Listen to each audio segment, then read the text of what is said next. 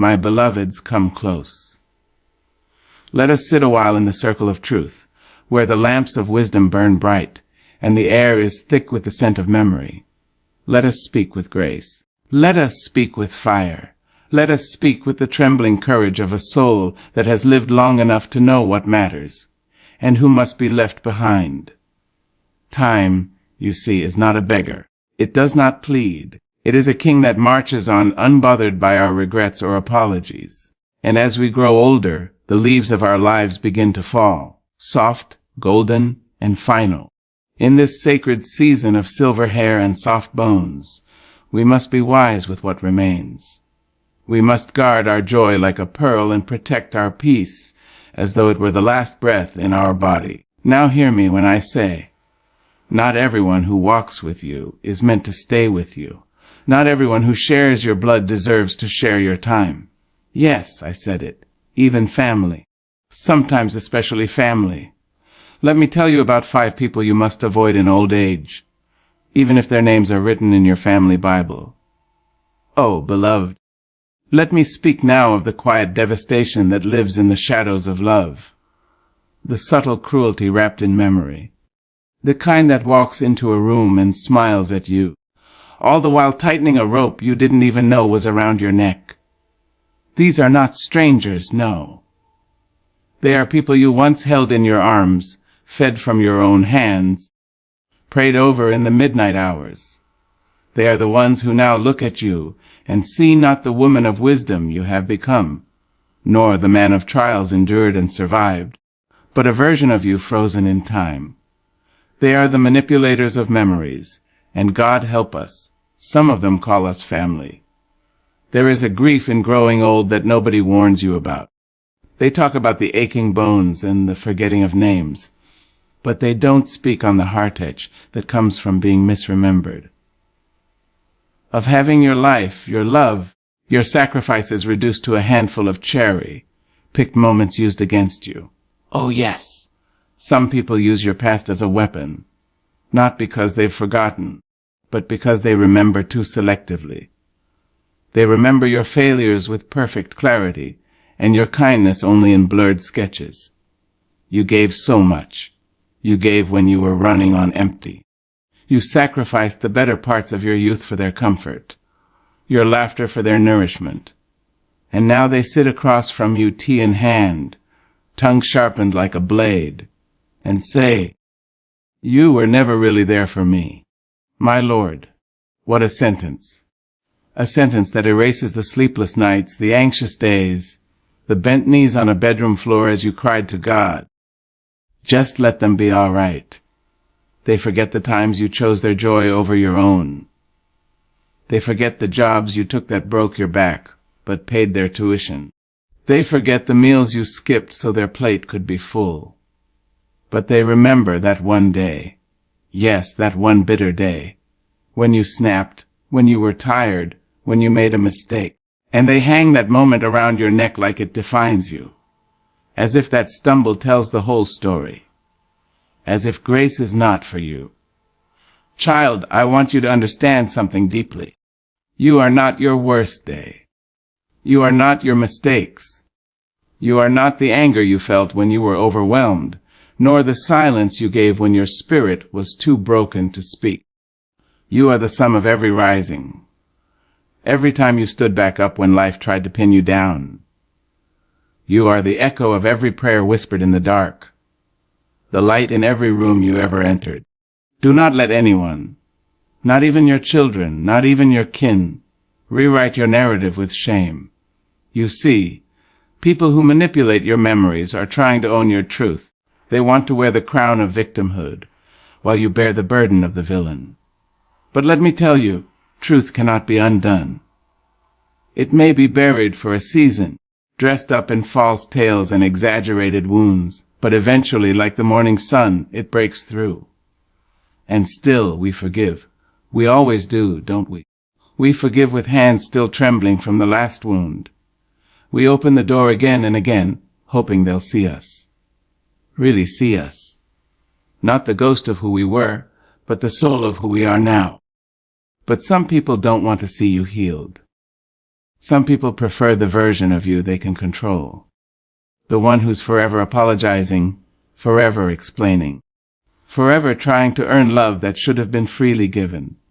But baby, in your old age, you must stop auditioning for acceptance. You must stop explaining your heart to people committed to misunderstanding it.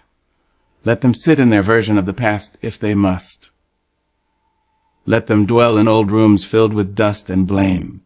You are building new spaces, holy spaces, rooms filled with peace, laughter, and the sacred stillness of self-acceptance. Let the record show you tried. You gave, you forgave, and now you are free. And freedom, my dear, means you no longer entertain the weight of manipulated memories. You do not dance to the tune of guilt played by the fingers of people who refuse to remember your love. You do not carry the cross of their resentment. No, you carry only the torch of truth and the balm of wisdom. If they cannot celebrate your growth, your healing, your aging, then let them stay behind. And when they call your peace arrogance, your distance cruelty, your silence rudeness, bless them. But do not go back. This is the season of your harvest. This is the time when you drink from the well you spent decades digging. You do not need to explain to anyone why you guard your joy. You have earned it. You have sown it in tears and tended it through storms. If someone comes to your table only to bring bitterness, you are allowed, no, you are commanded, to show them the door. Even if they say, "But I'm your sister." Even if they say, "But I'm your child." Even if they say, "But I've known you forever." Because knowing someone for a long time doesn't mean they respect you. Being family doesn't mean they know how to love you well. And proximity does not equal purity of intention. You must be brave enough now to be your own protector. To speak over yourself what they refuse to say, "I did the best I could. I may have fallen, but I rose. I may have been wrong, but I tried to make it right. And I deserve love. I deserve rest. I deserve to be remembered not for the cracks in my walls, but for the way I kept the roof from falling in." Walk forward, elder. Let the past be the past. Let manipulated memories crumble like paper in the rain. Stand firm in the knowledge that your life is not a tale to be rewritten by those who never tried to understand it. You are not here to be endlessly punished for the sins others cannot let go. You are here to live, to be, to glow in the quiet light of truth. So rise and walk, and leave behind anyone who tries to make you smaller than the God who carried you through what have you be. Amen. Come sit with me a while, child. Let us hush the noise of this world and listen to the still, small voice within. For there are lessons that life will only whisper to those who have endured long enough to finally hear them. And one of those truths, painful though it may be, is this: there are people in your life, sometimes the ones who sat at your table, sometimes the ones who wore your name, who will slice you not with knives but with words. Words that drip with judgment, words that wear the skin of concern but carry the spirit of condemnation. These, my dear, are the constant critics, and in your old age you must walk away from them. Let me say this plain and clear: a sharp tongue has broken more hearts than any weapon forged by man. And the worst part is, sometimes the people who wield that tongue do it in the name of love. "I'm just being honest," they say. "I'm only trying to help," they insist. But honesty without kindness is cruelty, and help without humility is harm. You've lived long enough to have made mistakes. That is the nature of life. To try and fail, to stumble and stand again. You have raised children, buried friends, mended broken dreams, and survived heartbreak that would have folded others in half. You have fought through storms without umbrellas, and danced in the rain when others ran for cover. So when someone speaks to you as though you are still a child, as though your age has brought you nothing but wrinkles, you must remember who you are. You are not here to shrink so others can feel tall. You are not here to swallow your truth so someone else can speak theirs louder. In this season of your life, your spirit deserves to be handled like fine crystal, not pounded like a drum. The constant critic does not see your soul, they only see your scars. They call out your weight, your choices, your finances, your faith. They make jokes that do not bring laughter, only shame. They question every move you make as if they were appointed judge over your very being. And all the while, they wear the face of family. But what is family if not the place you are meant to feel most safe? Oh, my dear, the tongue can be a holy thing. With it we sing lullabies, say prayers, speak life. But in the hands of the wrong soul, it becomes a lash, leaving no visible bruises, yet bruising just the same. You know what I'm talking about. That niece who never visits unless it's to tell you what you should be doing differently. That cousin who reminds you, every time she speaks, of how she would never have lived her life the way you lived yours. That sibling who keeps your failures alive like fresh fruit, always ripe for display. You do not owe them your ears anymore. You do not have to receive every opinion simply because it is spoken. In fact, wisdom teaches us that silence can be a sanctuary. You can look someone in the eye and let their words pass over you like a storm that you refuse to let inside. Let me tell you something precious. It is not your job to change their mind about you. You do not need to prove your worth to anyone. Not anymore. Those who love you truly, deeply, and rightly will speak to you with respect. They will not tear you down and call it truth. They will not mock your choices and call it love. They will not diminish your light and then blame you for the darkness. You have spent years shaping your life like a potter with clay. Some days the work was gentle, and others it was hard and painful. But you kept molding, you kept going. And now you are here, a vessel full of stories and wisdom and grace.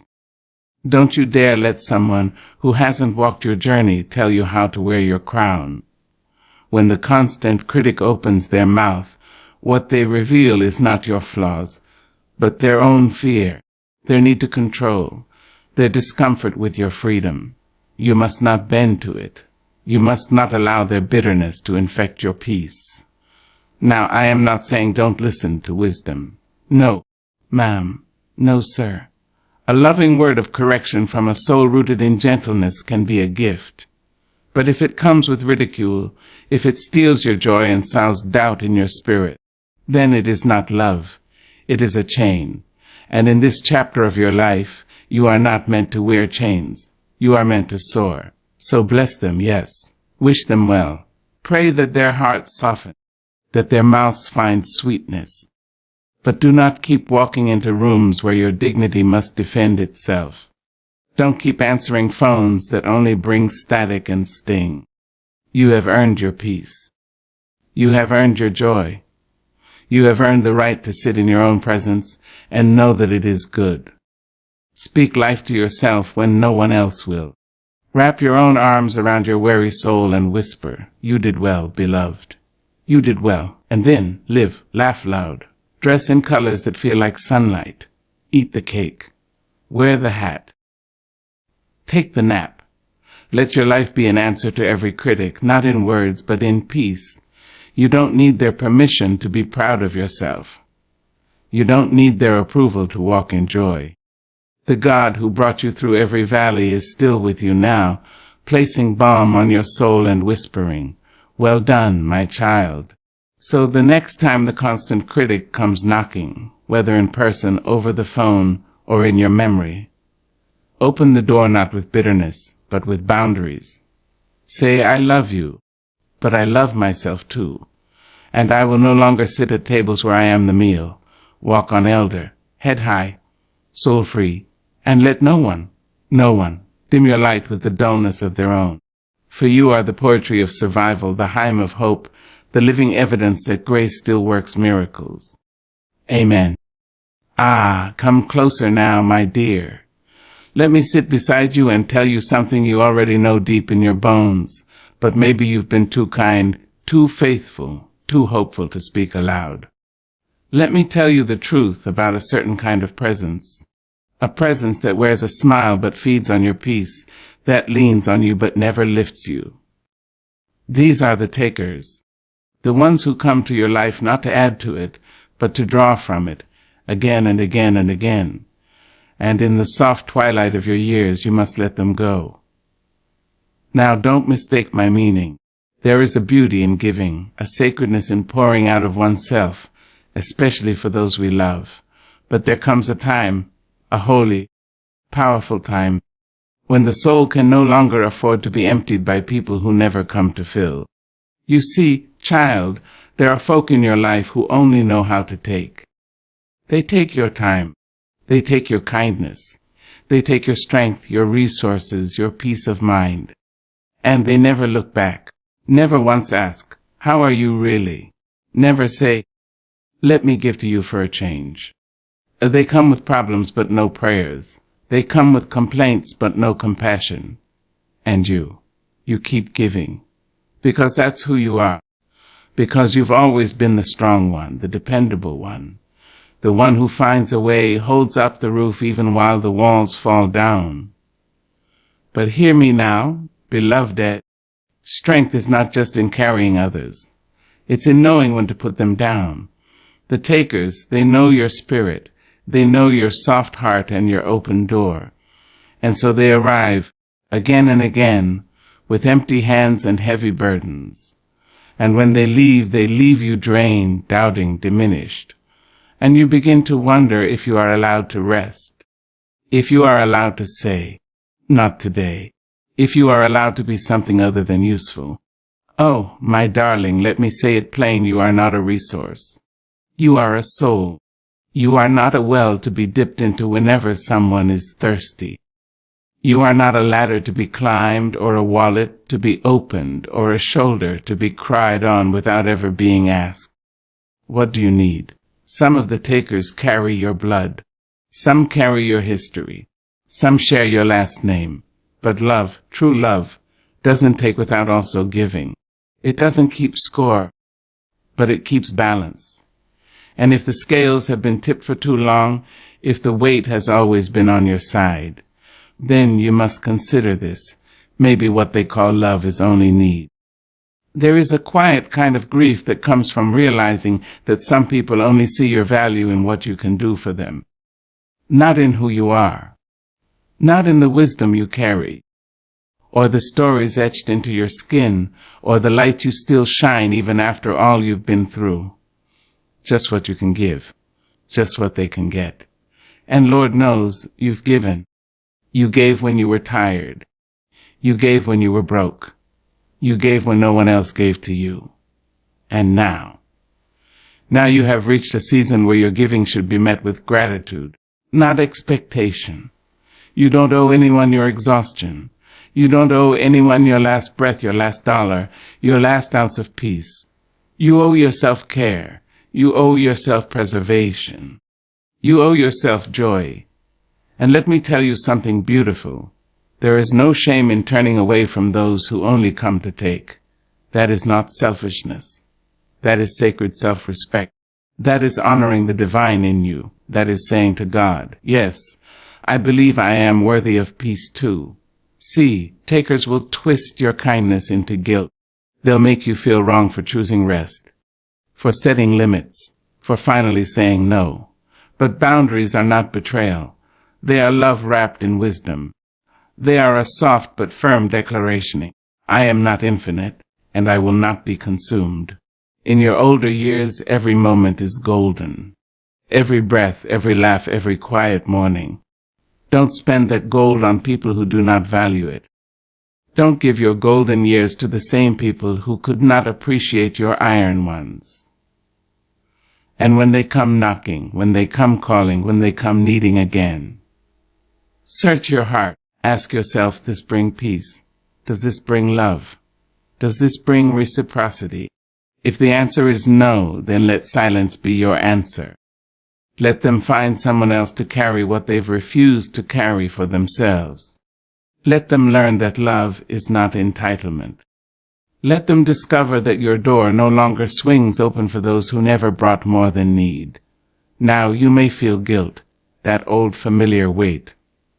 The voice that says, you should help them. You should be there. But listen closely. There is another voice now, a wiser voice, a voice shaped by experience, refined by fire. And that voice says, you've done enough. It's time to rest. Let your days be filled with joy, not obligation, with companionship, not codependency, with relationships that water you, not just draw from you. Let your conversations be light and nourishing. Let your spirit be surrounded by people who see you, not just what you can give. Because you, my dear, you deserve that. You deserve to be poured into. You deserve to sit back and receive. You deserve to be seen not as a resource, but as a soul, not as a giver, but as a beloved. So take your peace and protect. Take your joy and guard it. Take your time and cherish it. You have earned it. You have lived for others for so long. Now live for yourself and for the God who carried you when no one else did. Walk away from the takers. Forgive them. But do not carry them, not now, not anymore. Amen. There is a certain kind of loneliness that creeps up quietly, like a shadow at dusk, often disguised as well-meaning concern or constant companionship. And it is a loneliness not of solitude, but of presence without true connection. This is the loneliness brought by the judgmental family member, the one who watches you through a lens of expectations and disappointments, who measures your worth by standards that do not fit your soul, who holds you captive in a prison built of their assumptions and narrow views. And in the later chapters of life, when your days should be sweet with the soft fruits of peace, you must learn to guard your heart against this particular kind of kinship. It is hard, yes, because family is a sacred word. It is wrapped in memories, in shared histories, in the blood that courses through our veins like a river that can neither be dammed nor diverted. Family is the cradle of our earliest joys and pains, the place where we first learn to love and to fear. But sometimes family can also be the echo chamber of criticism, the battleground where old wounds are reopened, where your spirit is questioned in the name of care, and your choices dissected with surgical precision. The judgmental family member does not see the journey you have walked. They do not see the nights you spent wrestling with doubt, the mornings you rose despite it, the battles you fought quietly behind closed doors. Instead, they see only what you are not, what you failed to become, what you chose differently, what you dared not say aloud. Their love is conditional, wrapped in the paper of disapproval, tied with a ribbon of expectation. You might find yourself shrinking in their presence, trying to fit into molds that were never made for you. You might catch yourself explaining your life, defending your decisions, hoping for a nod of acceptance that never comes. And all the while your soul grows weary, your heart heavy with the weight of unspoken rejection. But hear me now. Your worth is not measured by their standards. Your life is not a ledger to be balanced by their judgment. You are not here to live out their dreams or to carry the weight of their disappointments. You are here to be your full, whole self, flaws and all, wounds and wonders alike. In your older years, you have earned the right to live free of the chains of judgment. You have earned the right to sit in your own light, to wear your scars like medals of honor, to speak your truth without apology. Do not let the judgmental family members steal that from you. Their words may come wrapped in concern, but beneath it lies control. Their criticisms may sound like advice, but they are often weapons disguised in velvet. You do not have to accept their verdicts. You do not have to internalize their doubts. You do not have to allow their expectations to dictate your happiness. It is okay to set boundaries with family, even when your heart aches to keep the peace. Sometimes love means saying no to the voices that diminish you, even when those voices come from those closest to you. Sometimes love means stepping back, creating distance, protecting the fragile flame of your spirit from the gusts of disapproval. And know this, setting boundaries does not make you less loving or less loyal. It makes you wise. It makes you strong. It makes you a keeper of your own peace.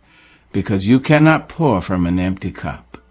Nor can you shine your light when it is constantly shadowed by judgment. Surround yourself with those who celebrate your journey, who honor your growth, who see the beauty in your becoming.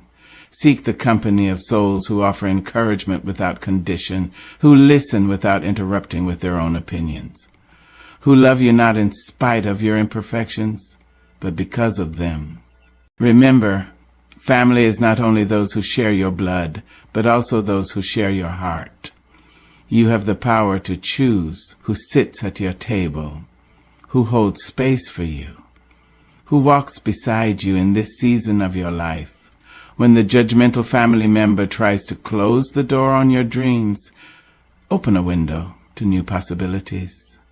When they attempt to clip your wings with criticism, spread them wide and soar anyway. When their voices rise like thunder, find your quiet center and hold fast to your truth. Your life is a tapestry woven with threads of courage, resilience, and grace. Do not let anyone unravel it with their narrow judgments. You are more than the sum of their opinions. You are a masterpiece still in progress, a story still unfolding, a soul still shining. So, dear one, stand tall in your truth. Speak kindly to yourself when their words sting. Walk away when their presence dims your light. Protect your peace with the fierceness of a lioness guarding her cubs. In doing so, you honor not only yourself, but the generations that came before you and the ones yet to come. You show them what it means to live fully and freely, to love fiercely and wisely, to hold on to dignity even when others try to take it away.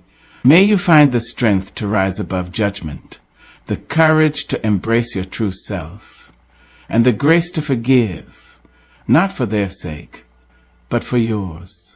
For in forgiveness you release the chains that bind you and open the door to healing and peace. And in this peace, may you rest, may you rejoice, may you live the fullness of your days with the dignity and joy that you so richly deserve. Amen.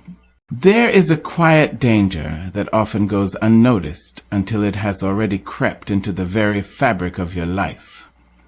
It is the presence of the energy vampires, the people who come not to share light, but to steal it. These are the ones whose very presence leaves you feeling drained, depleted, as if your soul has been slowly leached of its vitality. And in the gentle autumn of your years, when every breath is precious and every moment sacred, you must learn to recognize these shadows and turn away from them, even if they call themselves friends. Energy vampires are masters of disguise. They don't come wrapped in darkness or shouting accusations. No, they come softly, with sweet smiles and empty promises.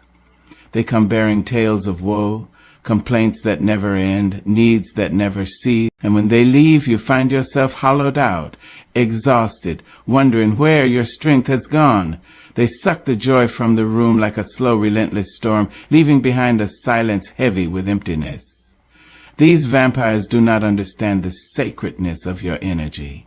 They do not honor the reservoirs of patience, kindness, and love you have stored through years of living, learning, and growing. They take what they want without asking, without giving back, without ever thinking of the toll it takes on your spirit.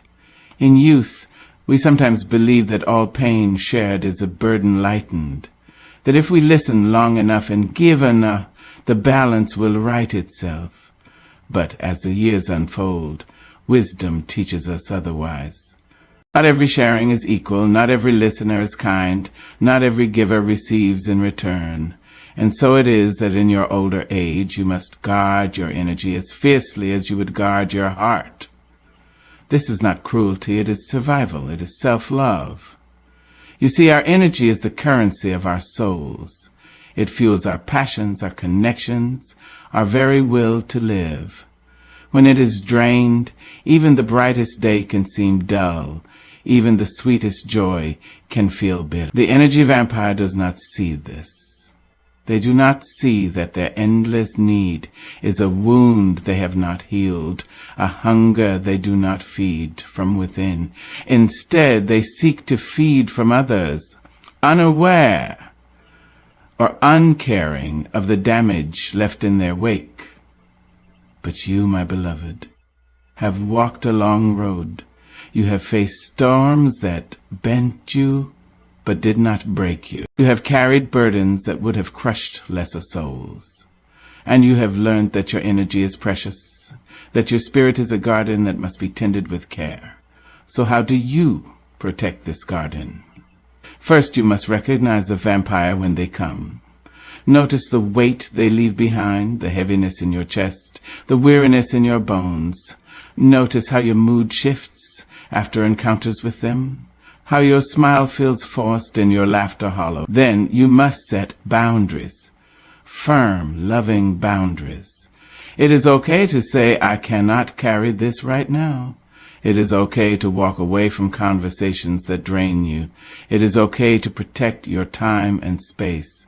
You do not owe anyone your energy, especially not those who take without giving. And when these vampires come cloaked in guilt or manipulation, when they tell you that you are selfish or unkind for preserving your peace, remember this: self-care is not selfishness. Loving yourself is not a sin. You cannot pour from an empty cup, nor can you shine your light when it has been dimmed by others. Seek instead the company of those who nourish your soul. Surround yourself with people who recognize your worth, who honor your limits, who celebrate your presence. And if you find that the energy vampires are those closest to you, even friends you have known for years, do not despair. Sometimes the greatest act of love is to step back, to let go, to allow space for healing that can only happen apart. You do not have to carry the weight of their needs at the expense of your own well-being. Remember, too, that protecting your energy does not mean closing your heart. It means opening it wisely. It means choosing where your love flows so that it returns to you multiplied, not depleted. Your life is a sacred flame, and every moment you live is a blessing. Do not let that flame be snuffed out by those who would feed on it without care. Stand strong in your truth. Guard your spirit. Cherish your peace. In doing so, you honor not just yourself, but the divine spark within you, the light that has carried you through every trial, every triumph, every quiet day and every stormy night. May you walk forward with courage, with grace, with the fierce love that protects your soul and preserves your joy. May you find rest in the arms of those who truly see you. And may your days be filled with the gentle, life-giving light you so richly deserve. Amen.